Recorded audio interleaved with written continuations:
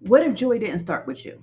What if joy didn't start with you? Hello, beautiful souls. Let me ask you, what if joy did not start with you? What if your laughter, your rhythm, your brilliance were all passed down through a bloodline, a sacred gift from those who came before you? What if it was from, I want to name some of the people that I grew up around, some of my grandparents, friends. I want to name them, but I don't want to forget anybody either. But just think about it. Think about what if your joy what if your joy didn't start with you? What if it's something that was passed down to you?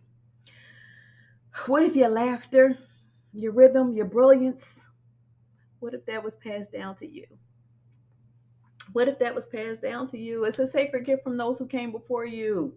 Today we're talking about ancestral joy. I'm gonna take a few minutes and just talk about it. I feel so like emotional because I was a part of a group yesterday, and one of the things in the group was somebody was saying was that they were um her name is Dr. Jasmine too. You might hear more, you're gonna hear more about her soon. But she was talking about her connection to the elders, connection to the ancestors. I was talking about my connection to the elders and wanting to be more connected to elders and just kind of glean from them and gain from them. And she mentioned the ancestors, and I thought just those practices, the things that they did that took us to a space like singing. Like we got boots on the ground now and everybody doing all the lines and stuff now. People acting like this is new to us. But this is something that type of joy is something the singing, the dancing has always gotten us through.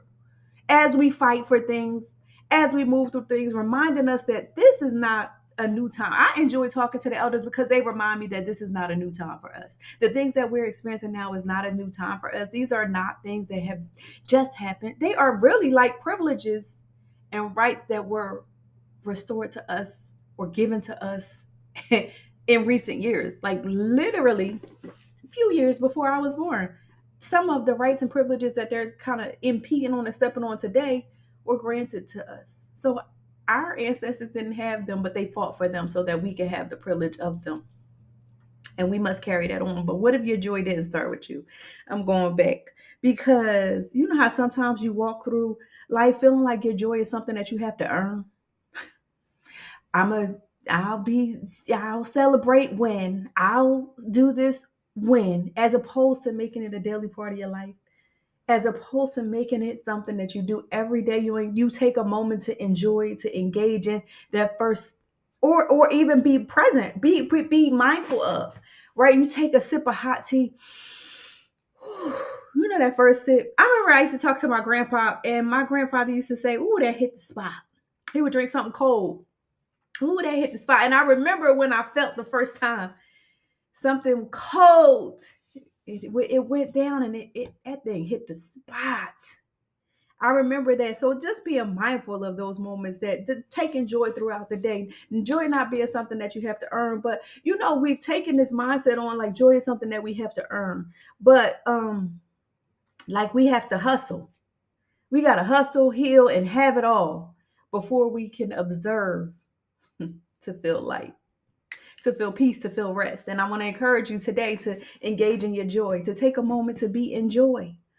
Our ancestors, the truth about them is that they danced, they sang, they laughed in fields of oppression, and they danced after burying loved ones. That's why we can in church have a celebration of life, because they danced after those things, because they celebrated the life. They raised babies, they built communities, they created music, they told stories under the stars. We have to get back to storytelling. If you're a storyteller and that resonates with you, please drop a heart, because storytelling is something that I want to do more of. I want to do more of storytelling in the coming years, because I think it is something that is just so closely related to us. We had griots, we had storytellers, because people would always historically try to push our history down, but we had storytellers who kept the stories alive, who reminded us of the actual events. So if you're a storyteller that resonates with you, please make sure you drop a heart in the comments. And they danced under the stars. They told stories under those stars, and all while being haunted, hated, and hurt. And yet, I think about, I don't know why I'm so emotional about this, but and yet, like dust, I rise. And yet they found joy. And still we rise. Because joy was a way to say, you may try to break me, you may try to twist me down in history with your bitter hate and lies, but still, like dust, I rise. I might be off a little bit on the the wording, but you know, and still I rise by my Dr. Maya Angelou. But it was almost as if our ancestors were saying, you may try to break me, but you will never take the light from my soul.